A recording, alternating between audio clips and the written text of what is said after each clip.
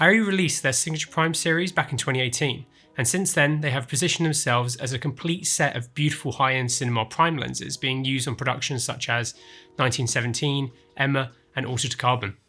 However, today they are looking to flesh the series out even more with the announcement of 4 new zoom lenses and a 1.7x extender to sit alongside their fantastic primes.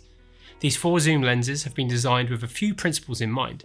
ARRI wanted to match the look and feel of the existing primes with these zooms, have a consistent look, quality and t-stop rating over the entire range, and cover the largest focal range in the industry across this set. You have a 16-32mm, a 24-75mm, a 45-135mm, and a 65-300mm, which comes with the 1.7x extender.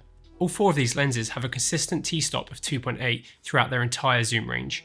This is great for consistency and has somewhat become the standard for full-frame cine zoom lenses. T2.8 throughout the entire range is very impressive to see, especially on the 65-300, considering its weight, size and image circle. 16 through to 300 is a great range to have across the 4 lenses, and if they match as consistently as the Signature Primes do, it's going to be an awesome set of zooms to use. I can't wait to get them into our office and see how well they perform on a projector and on camera to see if they render skin the same as their primes. They all share some key features that the Signature Primes have. They are using ARRI's LPL mount and feature LDS2 for lens metadata. They are also compatible with the same magnetic rear filter holder system for tailoring the look of your lens as the primes. If you want us to do a video exploring this, let us know in the comments. No matter what large format camera system you're using, you'll be able to use these Signature Primes with them, as brands like Kiptai and Wooden Camera have produced LPL mounts for Red Deer SIM-C2 bodies and Sony Venice.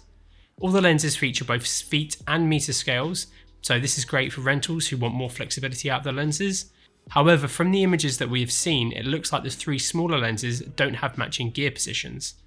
The lenses also come with a custom case with custom cut foam, very similar to the ones that came with the Signature Primes, to help protect them. All 3 of the shorter focal range zooms have been designed with handheld operation in mind, and that's evident in their physical design.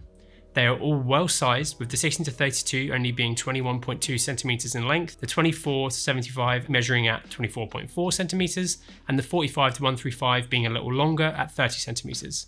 The 65-300 measures in at roughly 42cm, which, considering its range, t-stop and image circle, is actually quite small. However, it does look to be quite wide as it features a front diameter of 156mm.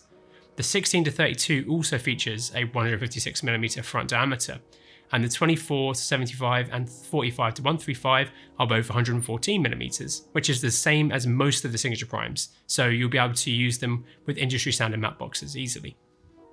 The lens barrels are made from magnesium, which means they are light and robust. When it comes to weight, the numbers we currently have are preliminary, but the 16-32 should come in at roughly 3.8 kilograms, the 24-75 at 4.1, the 45-135 at 3.7, and 65-300mm roughly at 8.1 kilograms, without the extender, and then 8.7 kilograms with it. When you compare these to the weights of other cinema zooms in their market, the weights seem to make sense. However, one thing different with their primes was their lightweight design.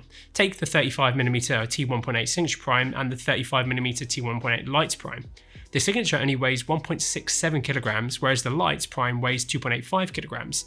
This was because of the use of a telecentric optical design and magnesium alloy body, so I'm surprised to see that the zooms aren't considerably less than other comparable zoom lenses, though I'm sure there are design choices as to why this is the case. ARRI haven't stated how many iris blades these will feature, but the Signature Primes feature an 11 blade iris, so I presume these new lenses will also to keep bokeh shape consistent.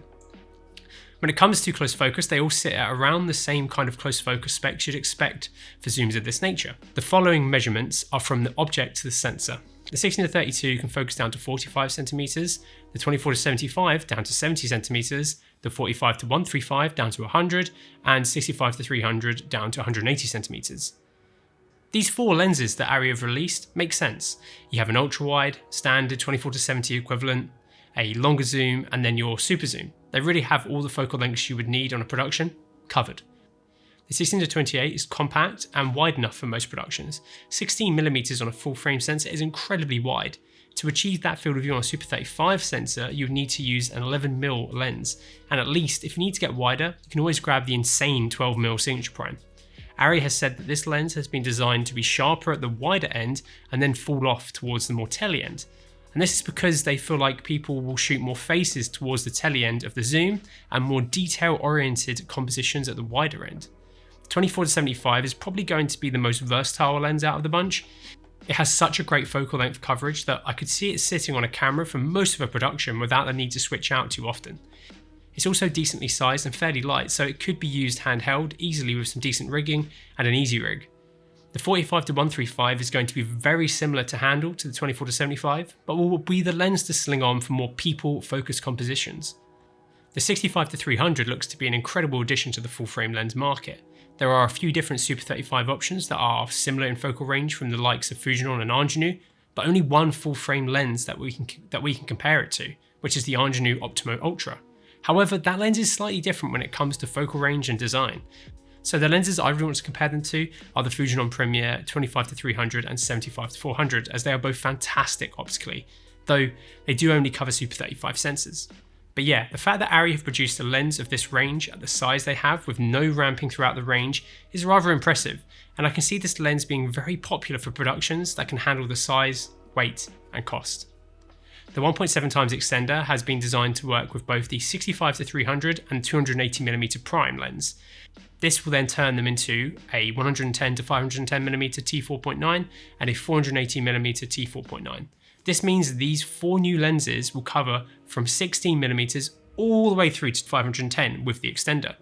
The only lens for this format we can compare it to would be the Angenieux Optimo Ultra, which with its full frame rear block will give you a 36-435 focal range and a t-stop of 4.2. The extender also features LDS2, so even if you want to use the adapter, you will still get correct metadata passing through to your camera. When using this on either of these two lenses, their close focuses do not change, so you will still have a close focus of 180cm on the 65-300 and 250cm on the 280mm. 180cm on a 510mm lens is pretty good, and could make for some really interesting compositions. There are still a few questions that we have regarding these lenses that ARRI did not include in their material to us. ARRI haven't stated the focus rotation of the lenses, however the Signature Primes had a focus rotation of 300 degrees, so I wouldn't be surprised if these were the same or close to that. They haven't stated the full rated image circle, though we know that they do cover the Alexa LF sensor, which requires at least 44.71mm image circle for open gate, so I would presume these would be rated for about 45mm like the Signature Primes.